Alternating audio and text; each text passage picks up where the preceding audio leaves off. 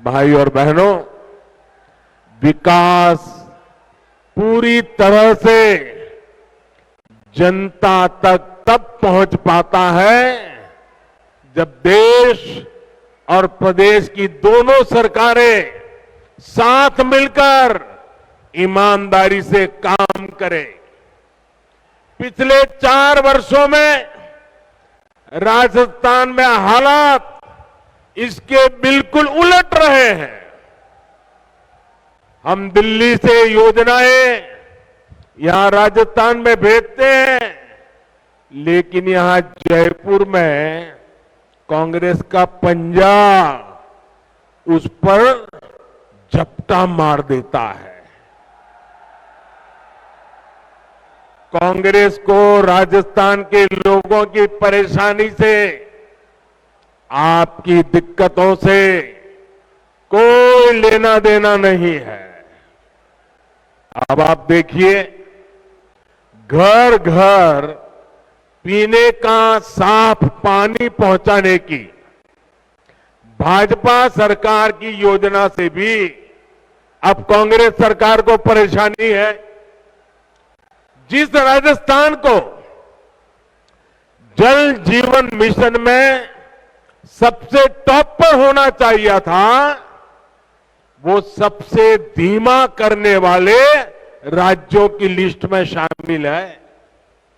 आज देश के 130 से ज्यादा जिले ऐसे हैं जहां 100% घरों में नल से जल पहुंचा है। इनमें से पूरे देश को 130 जिले, और इसमें से राजस्थान का एक भी जिला नहीं है। अब आप मुझे बताइए, क्या राजस्थान के लोगों ने कोई गुनाह किया है क्या? किस बात की सजा दे रहे हो? क्या राजस्थान के लोगों ने कोई गलती की है क्या? क्या आपको नल से जल मिलना चाहिए, नहीं मिलना चाहिए? आपके घरों में पानी आना चाहिए कि नहीं आना चाहिए? देश के 130 जिलों में हो रहा है, आपका एक जिला तो होना चाहिए कि नहीं होना चाहिए था? साथियों, गलती राजस्थान के लोगों की नहीं, गलती यहां की कांग्रेस सरकार की है।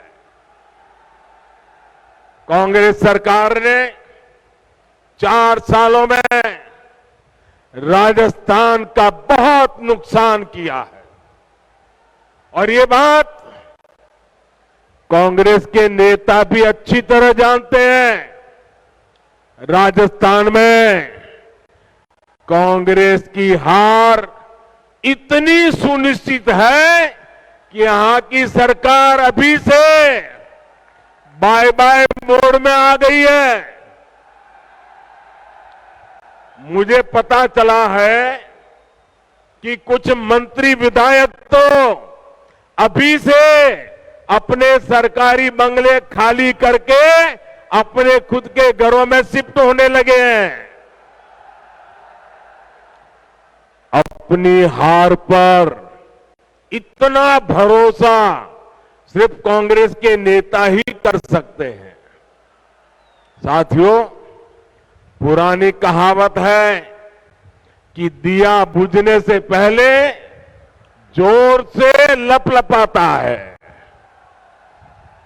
अपनी हार के डर से कांग्रेस भी ऐसा ही कर रही है। इसके लिए वो राजस्थान के लोगों को गुमराह करने पर उतर आई है। लेकिन भाइयों बहनों, आपको याद रखना है, कांग्रेस का एक ही मतलब है। कांग्रेस मतलब, साथियों, आपका प्यार सर आंखों पर, आप आगे आने की कोशिश मत कीजिए। आपका प्यार मेरे सर आंखों पर। साथियों, साथियों, कांग्रेस का मतलब है लूट की दुकान, झूठ का बाजार। लूट की दुकान, झूठ का बाजार। जो ये इन दिनों बड़े बड़े वायदे किए जा रहे हैं, उसमें लूट के इरादे और झूठ के पिटारे के सिवा और कुछ नहीं है। साथियों, कांग्रेस की झूठ और छलावे की राजनीति का शिकार सबसे ज्यादा राजस्थान का किसान हुआ है। आप मुझे बताइए, पिछले चुनाव में कांग्रेस ने किसानों का कर्ज माफ करने का वादा किया था। कांग्रेस ने वादा किया था। इनके नेता ने 10 दिन के भीतर भीतर कर्ज माफी की कसम खाई थी। क्या किसानों का कर्ज माफ हुआ? 10 दिन, 10 महीने और अब 4 साल कर्ज माफ हुआ क्या? किसानों को कुछ मिला क्या? यहां के किसान इतनी बड़ी मात्रा में बाजरा उत्पादन करते हैं। हमने मोटे अनाजों को श्री अन्न के तौर पर प्रमोट किया, दुनिया में पहुंचाने का बीड़ा उठाया है। बाजरा पड़ोस के हरियाणा में 2350 रुपये प्रति क्विंटल बिका, 2350 रुपया प्रति क्विंटल, और ज्यादा दूर नहीं हरियाणा में। और यहां राजस्थान में वही बाजरा किसान 1300 रुपये में बेचने को मजबूर हो गया। हमने राजस्थान के किसानों के लिए नर्मदा का पानी पहुंचाया। इन्होंने इसे रोकने में भी कोई कसम नहीं छोड़ी। किसानों से यही नफरत कांग्रेस की फितरत है, यही इनकी हकीकत है। साथियों, विकास के लिए यह जरूरी होता है कि सरकार ईमानदार भी हो और सरकार स्थिर भी हो। आज दुनिया में हिंदुस्तान का सम्मान बढ़ा है क्योंकि देश में आज एक स्थिर सरकार है। आपने स्थिर सरकार बना करके मुझे काम करने का मौका दिया है। जिन जिन प्रदेशों ने लगातार स्थिर सरकारों को चुना है, डबल इंजन सरकारों को चुना है, वहां प्रदेश भी तेजी से विकास कर रहे हैं। लेकिन राजस्थान में जब से कांग्रेस सरकार आई है, इन्होंने क्या किया? 4 साल से पूरी कांग्रेस पार्टी और सरकार बस आपस में लड़ रही है। हर कोई एक दूसरे की टांग खींच रहा है। अपने अपने गुट को मजबूत बनाने के लिए खुलेआम सौदेबाजी हो रही है। एक खेमे के विधायकों को ट्रांसफर, पोस्टिंग और लूट की खुली छूट मिली हुई है ताकि वो दूसरे गुट में भाग न जाएं। ये लड़ाई केवल खेमों तक ही नहीं है, सारे मंत्री भी आपस में लड़ रहे हैं कि इस विभाग में लूट का काम मुझे मिले, वो मुझे लूटने दिया जाए। इस विभाग का काम उस विभाग को क्यों दिया गया?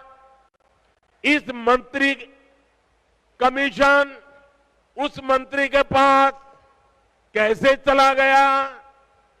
पूरी राजस्थान सरकार इसी खींचतान में लगी पड़ी है और इस पर पूरी खींचतान के बीच राजस्थान के मुख्यमंत्री अपने बेटे का भविष्य बचाने में जुटे हुए हैं।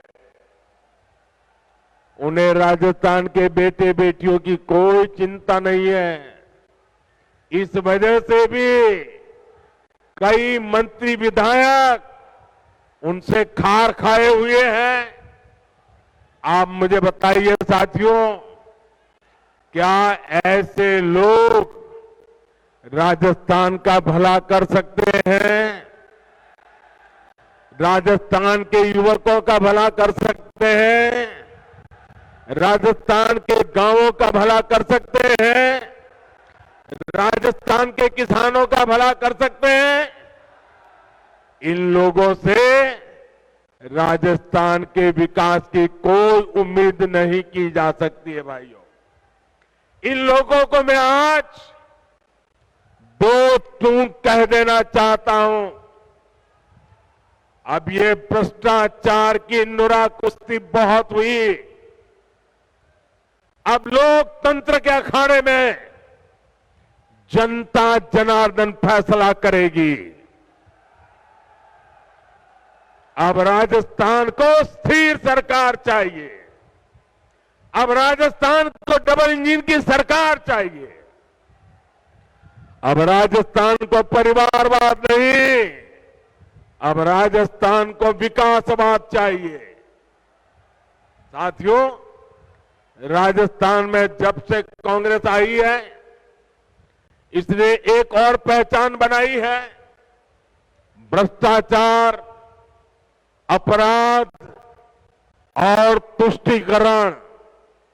हालत यह है कि जब भ्रष्टाचार की रैंकिंग होती है तो राजस्थान उसमें नंबर 1 आता है, नंबर 1 आता है।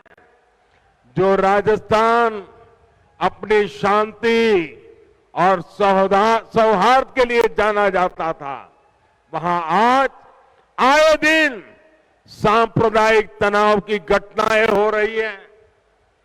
पूरी कांग्रेस सरकार तुष्टीकरण में लगी हुई है। यहां सिस्टम इतना बेखौफ हो गया है कि पेपर लीक की एक अलग इंडस्ट्री खुल गई है।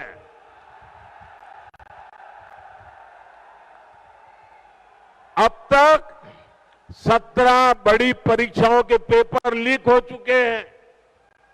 यानी यहां युवाओं के भविष्य से खुलेआम खिलवाड़ हो रहा है। साथियों, हर जगह स्कूल कॉलेजों को राजनीति से बाहर रखा जाता है ताकि बच्चों का भविष्य खराब न हो। लेकिन राजस्थान में कांग्रेस की लूट ने शिक्षण संस्थानों को भी नहीं बख्शा। यहां के शिक्षक मुख्यमंत्री के सामने आकर कह रहे हैं कि तबादले के लिए खुली घूस चल रही है, लेकिन कहीं कोई सुनवाई नहीं हो रही। भाइयों और बहनों, महिलाओं के खिलाफ अपराध के मामले में, बलात्कार के मामले में राजस्थान सबसे आगे है। हालात ये है कि यहां रक्षक ही भक्षक बन रहे हैं और दुर्भाग्य ये कि बलात्कार और हत्या के आरोपियों को बचाने में पूरी सरकार जुटी हुई नजर आती है। अपने वोट बैंक की राजनीति के लिए हमारी बेटियों पर गलत नजर डालने वालों को कांग्रेस संरक्षण दे रही है। राजस्थान के लोग कांग्रेस के इन पांकुपों को अब ज्यादा बर्दाश्त नहीं करेंगे।